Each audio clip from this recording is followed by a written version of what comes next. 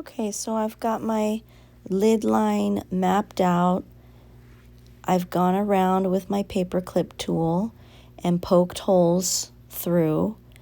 There were moments where I had to keep a spray bottle handy because it was so time consuming making all those holes that I could sense the clay was wanting to dry out. So unfortunately I couldn't provide you all with a spray bottle. Hopefully you have one at home. In any case, that paperclip tool was helpful, and it worked even better when I dunked it in water. If you keep your tools a little hydrated with water, it's easier to use, especially on this air dry clay. Now, I'm going to possibly use this plastic knife to cut with over my dotted line. And if I feel like it's not going to work out, I'm going to switch to my paperclip tool. So you're going to stick your blade in or your paperclip tool. It's going to look like you're doing voodoo on your project. Now, my knife that I'm working with is very wimpy, very bendy. The knife you have may not be so wimpy. I may have sent you in your kit a stronger knife, which could make it a little difficult to cut along the wavy curve of your lid line. So I'm attempting it here. Again, I keep dunking my knife in water just to keep it lubricated. Makes it easier to cut. And I'm just carefully going round and round over my lid line.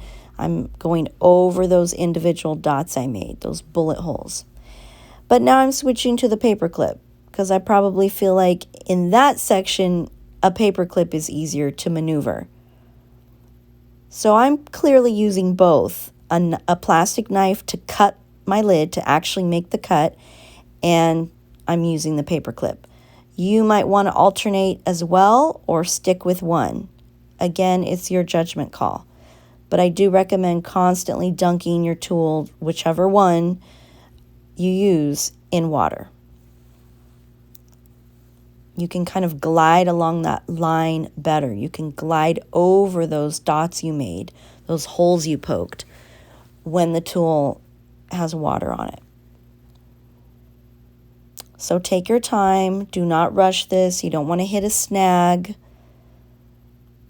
And it looks like I've gone all the way around now, and I'm ready to remove the lid.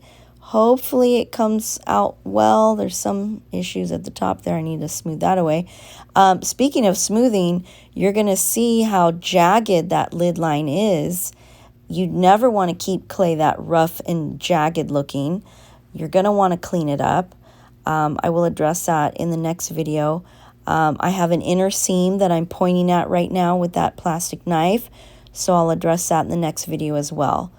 But luckily the lid cut was successful. Now it's just a matter of cleaning certain areas up. You're going to want to take your index finger, dunk it in water, get it into a hook shape, and kind of hook your index finger all along the lower half of the lid. Don't go bananas, however, or the lid won't fit back on correctly. You don't want to create a misshapen lid line where the jar and its lid don't fit back together well, okay? So just be mindful of that while you're smoothing the lid line out. Make sure it's still compatible.